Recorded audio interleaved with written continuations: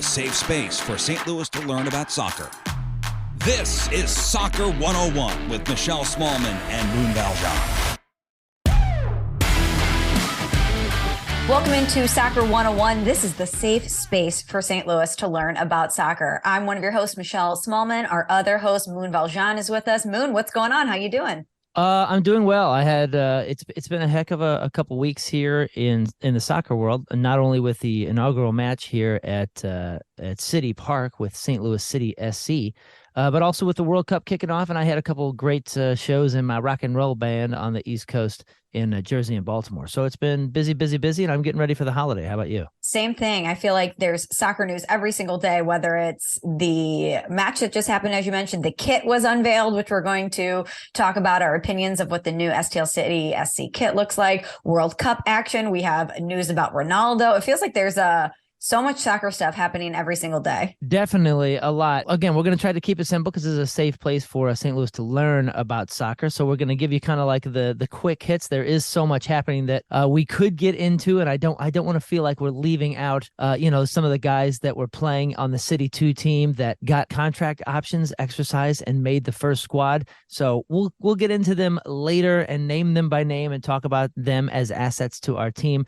But I just want to start that off for the diehard St. Louis City people that are like, hey, you didn't talk about our new midfielder. I was getting an email a day about these kids that were getting brought up to the first team. So congratulations to them. We'll get into that stuff later. Well, first things first, let's go back to a week ago. I interviewed Lutz Pfannenstiel last week for the pod. It was so great to talk to him, but we talked to him on the eve of the inaugural match at CITYPARK. And Moon, I don't know if you were there. I don't know if you have any insights, but you're in St. Louis. I'm here in New York. So can you just give me your impressions of what the vibe was around St. Louis heading into that match and afterwards? The vibe was extremely excited. It was electric, and it was a very, very, very cold evening. So a lot of people were like, oh my gosh, I can't believe there's so many people going down there. But it was sold out. It was absolutely packed. And yes, it was freezing. It was like American football, Green Bay Packers, sort of like people bundled up. But I'm telling you, everybody had a great time. Now, we were really looking out for the functionality of the stadium. We've seen it. It's beautiful when it's empty. It looks so open and easy and airy and absolutely gorgeous. Now, I was not able to make it down to the stadium for the for the match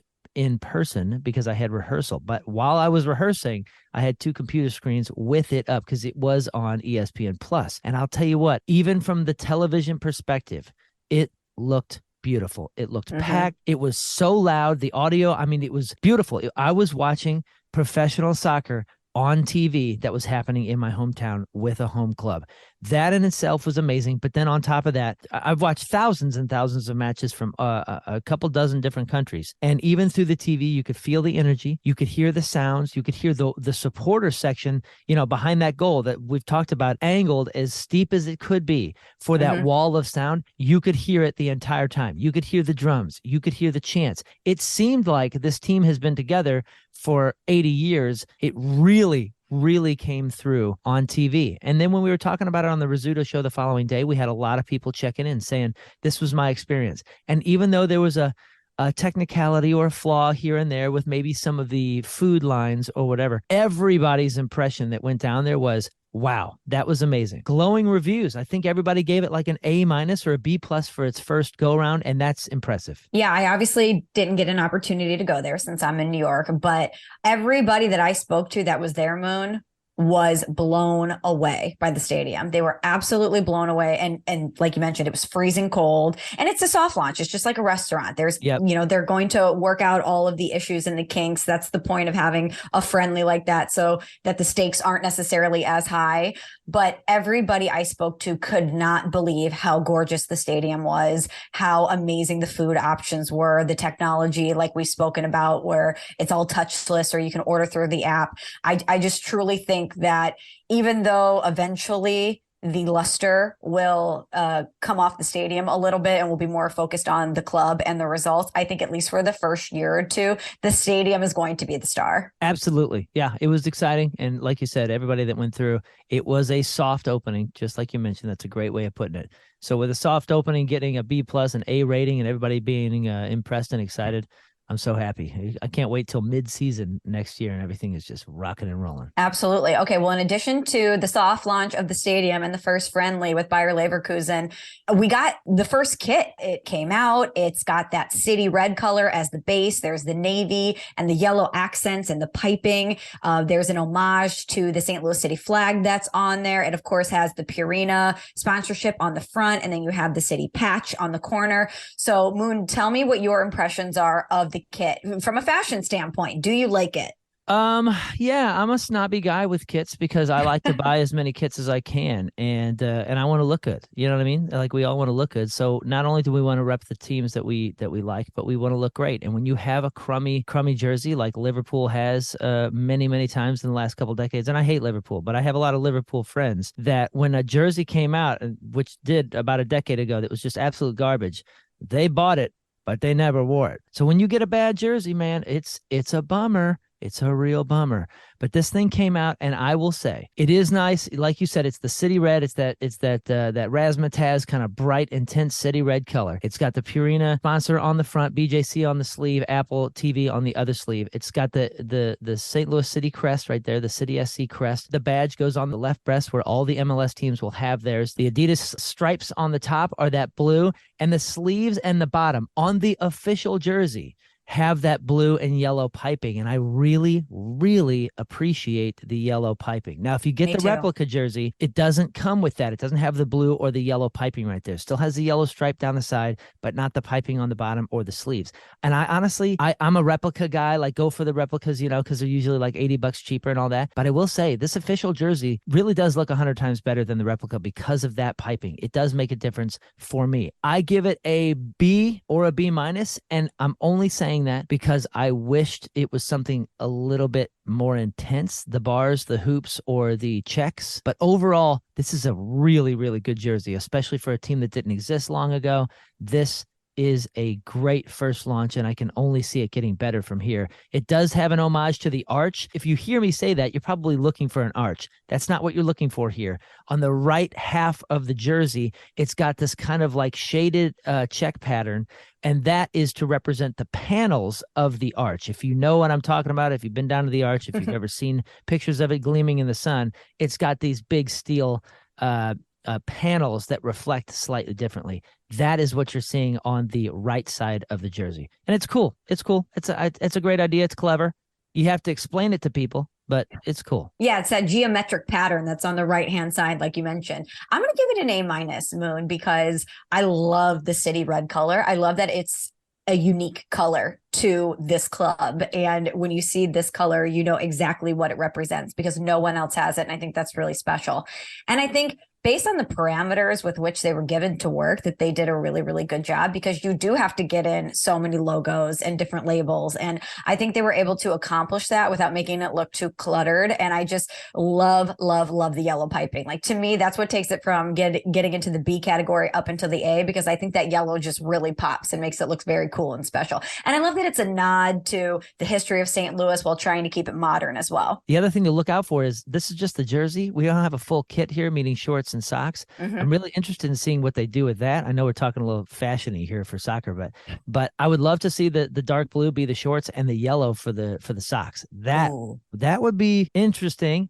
Now, I'm not a fashion designer here, so maybe that would be awful. But that's kind of what I'm hoping for. Is something that just kind of bangs out there and pops, like you said, with the yellow. But overall, yeah, good jersey. Well done. And I think it's going to be so cool when you're out around downtown St. Louis seeing people wear their city colors. And, I would drive around St. Louis, Moon, and see so many people with city flags outside their house or city bumper stickers, and people be wearing scarves out. And now I just think it's so cool that we have another thing that people can incorporate and show their pride for this club. Yeah, the other thing, just a note, if you're getting your first jersey here, I got a large, and it's slightly larger than most large jerseys that I've gotten before. And here's the other difference that you may notice: these are noticeably thinner jerseys. Why? I suspect it's because the MLS is a summer league. And remember, the leagues over in Europe typically start in August and go through the winter. So these are thinner, much cooler, temperature-wise, much cooler jerseys to wear. So just Just know that. Okay, that's a good tip because I feel like most people would assume that they run small. So good to know that they run a little bit larger. Yeah, it got a looser sort of 90s fit to it, and it breathes really, really well. Well, we've gone over what's happening with City right now, but there's so much else happening in the soccer world right now, Moon, notably the World Cup, which is the most important sporting event worldwide. Have you been watching the World Cup, and what are your impressions so far? I have been watching as much World Cup as I can. It has been really exciting. Remember, if you're just being introduced, this has been a perfect time for St. Louis folks to just get introduced to soccer because you got a freaking World Cup that you get to watch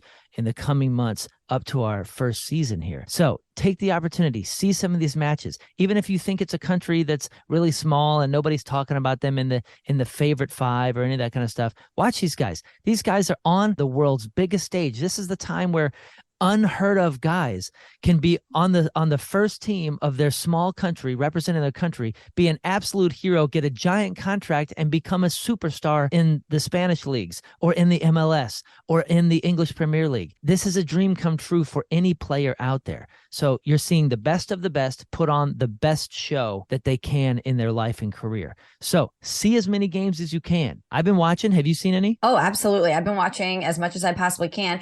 And even teams that you might overlook, like Saudi Arabia, Moon, can upset Argentina, which they did. The overwhelming favorite, the club that came in not only with the, arguably the biggest star and Lionel Messi, but a team that was highly favored to win everything. Saudi Arabia coming in, I think they were 48 or 49 places below Argentina in the world rankings, and they come in and upset them 2-1. So that's what's so cool about this is it's just kind of like March Madness where there's an underdog that can emerge. Yeah, that's one of the parts of this game. Anything can and does happen. It always starts at 0-0. There's so much strategy involved. There's so much luck involved sometimes, and there's so much energy involved. You think about Saudi Arabia versus Argentina. Argentina was one of the top 5 favorites to win this thing, maybe one of the top 3 favorites in some people's book. With Messi, one of the greatest of all time, one of the only things that separates him from being in a category with Pele and Maradona is that he hasn't won a World Cup. So this guy wants to be here. But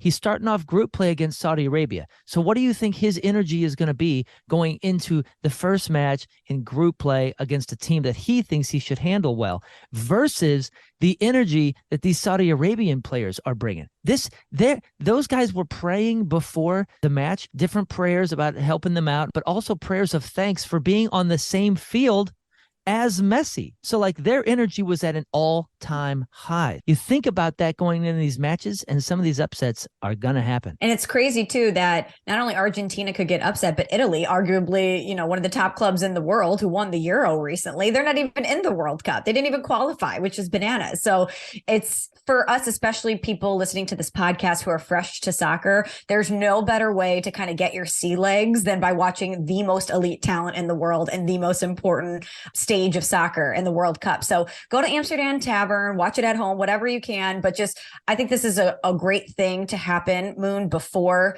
City officially kicks off, because people can kind of dip their toe into the world of soccer by watching the World Cup. For sure.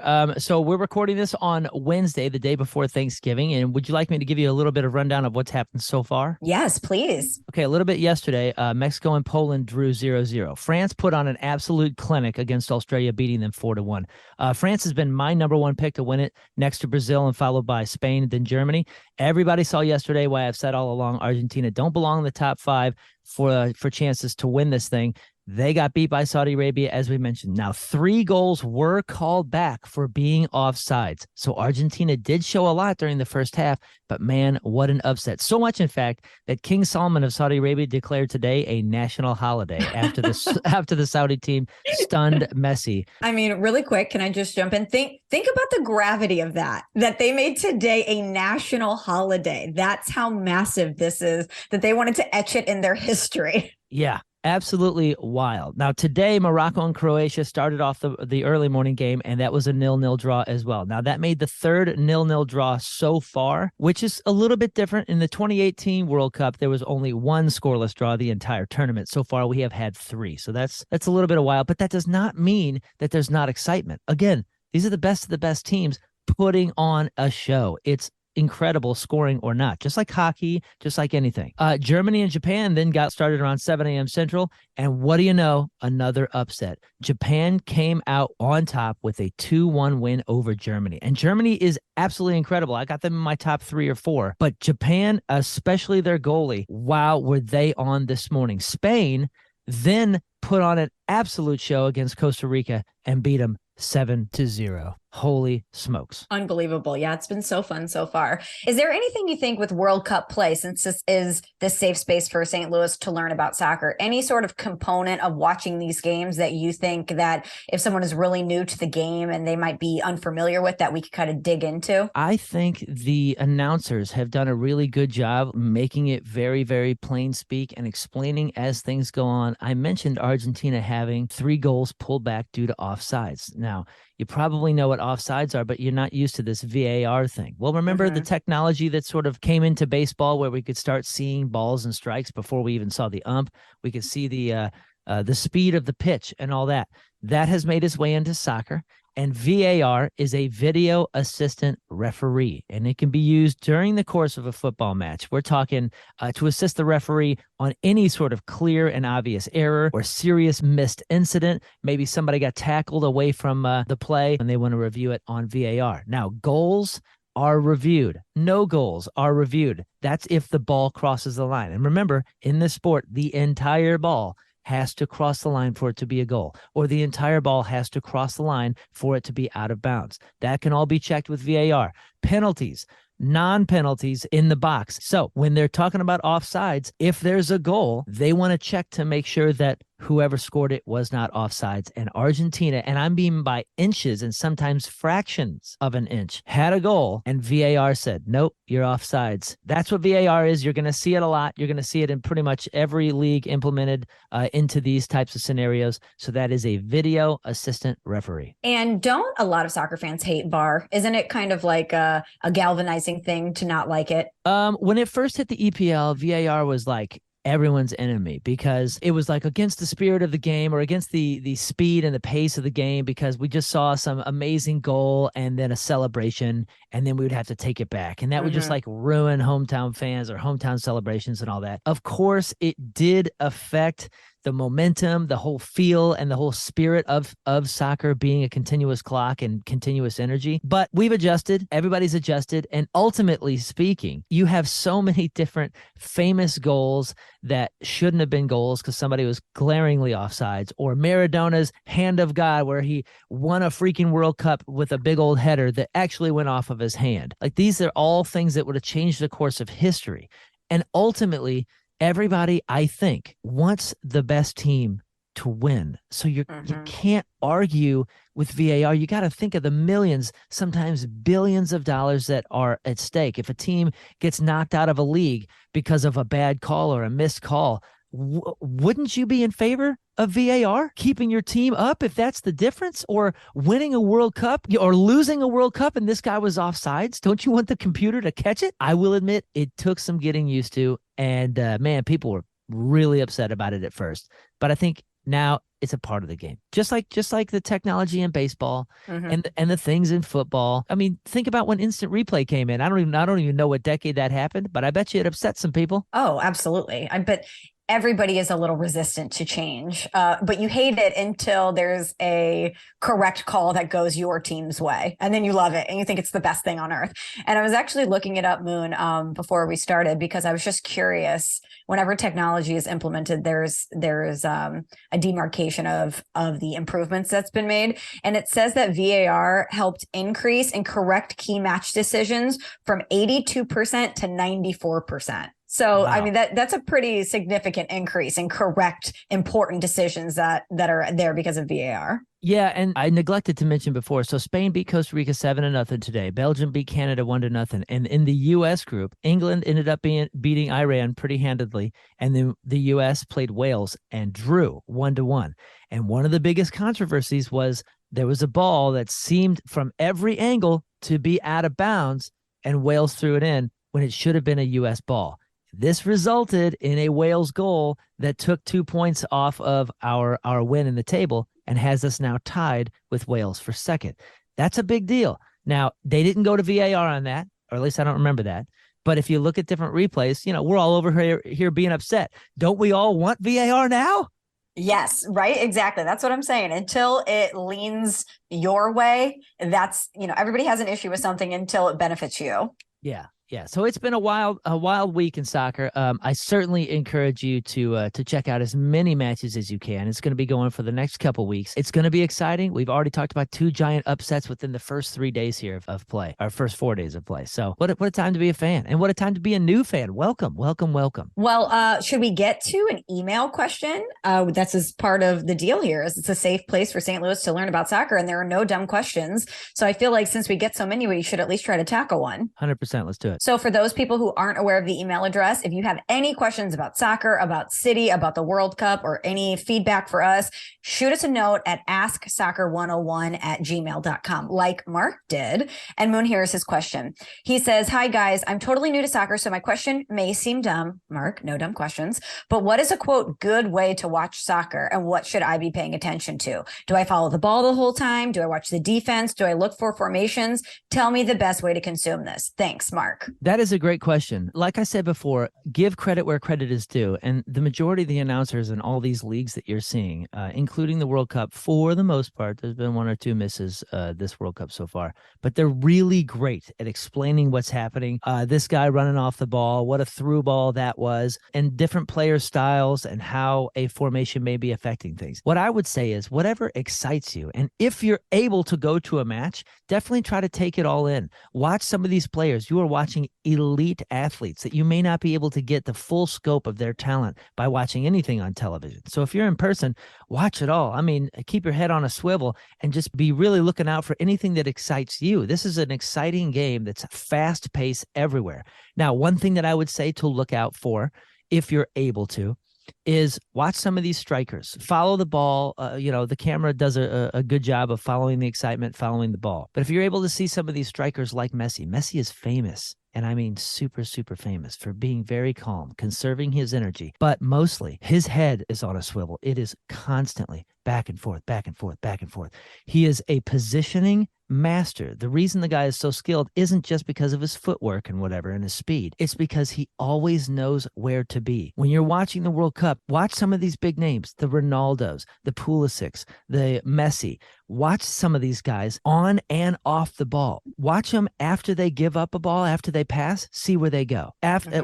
Watch them if they don't get a pass, they don't just stand there or just run in a straight line. These guys are constantly looking around and setting themselves up, knowing that, if I'm here, I've got a step ahead of this defender and a step ahead of this defender. It's much more chessy than checkers. And the best players aren't just the best because of their footwork or their speed. It's because of their minds and that the way that they're seeing the game in real time. I would say if you really want to dig into it, that's what you look for. Other than that, sit back, relax, and enjoy the excitement. Yeah, Mark, if you're super new, you can never go wrong following the ball or the puck. In any sport that you watch, following the ball is always going to be the easiest way. But Moon, you're totally right. Once I think people like Mark that are consuming soccer get comfortable with watching it and you get comfortable with the game, that is one thing that always separates the elite athletes from everybody else is their instincts.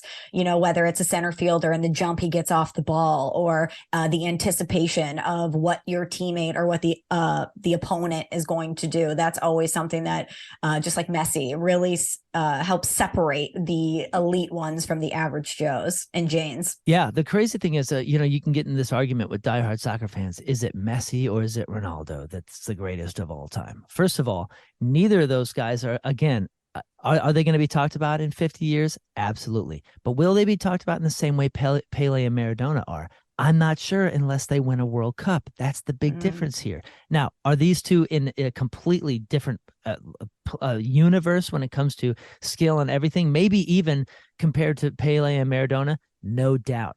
But I'm convinced that if you had the absolute intensity that Ronaldo has and the absolute instinctual sort of mind that Messi had, and you put them together, we would have Superman. He would not be from this planet. You can't have those two things. And that's the big separating key for me is, do you want this guy who's constantly just looking and watching and assessing? He's just a master assessor in Messi, or do you want this intense, I will run through anything to get a win sort of Ronaldo guy?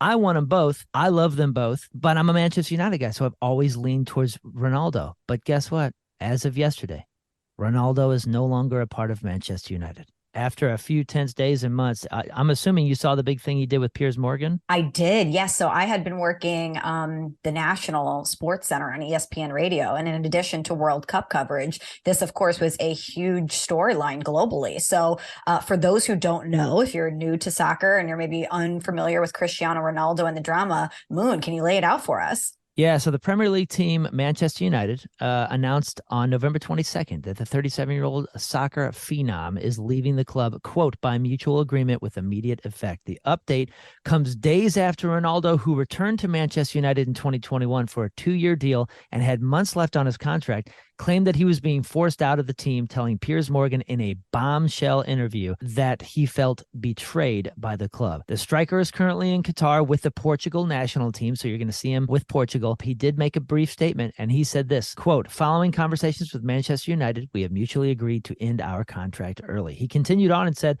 I love Manchester United, and I love the fans. That will never, ever change. However, it feels like the right time for me to seek a new challenge. I wish the team every success for the remainder of the season and for the future. By the way, this came one day or so after Ronaldo became the first person to hit 500 million followers on Instagram.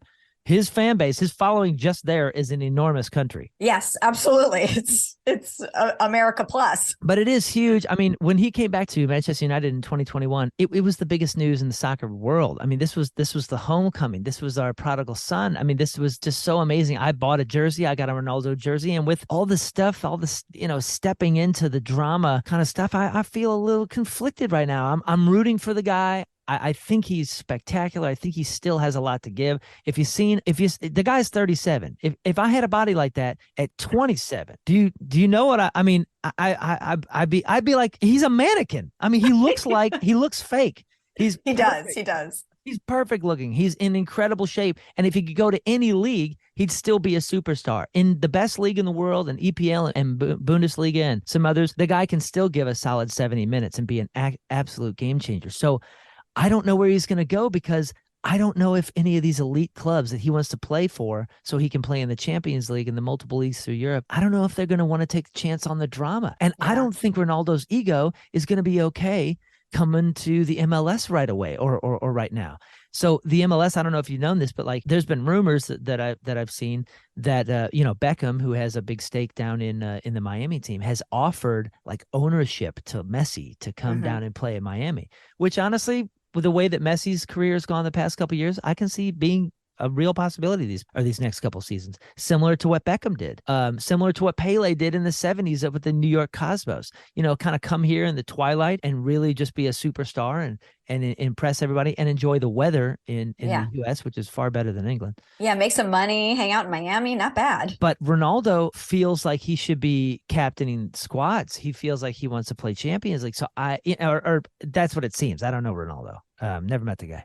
I'm shocked that you guys aren't boys. I know. So hold on, Moon. What about this? Ronaldo to City SC confirmed. What do you think? Can we let that noodle for a second? I think he'd be great in St. Louis. I do too. I'm not sure what he's looking for right now, but man, I mean, it would just be so cool. I would love to see any of these guys in person. You know what I mean? I don't care if they're 47. I would love to be in the same part of the planet as these guys, because they really are the greatest of all time thus far. And again, I know the honor really is always going to stay with Pele and Maradona and those kind of guys, because they have the World Cups. So I wish these guys well. They are in the twilight as far as being elite players, and if they're not surrounded by great teams, a la Argentina, Messi's going to get upset and he's going to go home again. And I believe he set the record. I think this is his 5th World Cup. So I think he tied a record for as many World Cups as any guy has played. Congratulations to them. But man, buddy, you better start yelling at your defense or something. I also love back to the Ronaldo response, the statement, is that the most classic breakup line of all time? He's basically like, it's not you, it's me, even though I'm the one that went on Piers Morgan and made my feelings known, but it's not you guys, I promise. Yeah, I wish the team every success for the remainder of the season. It's the we wish you great luck in your future endeavors. Yeah, take care. It's not you, it's me. It's not that I don't think you're great. I just don't ever want to be with you ever again. But best of luck. Yeah, for the most part, he's been good and diplomatic and pretty smart. That interview was a little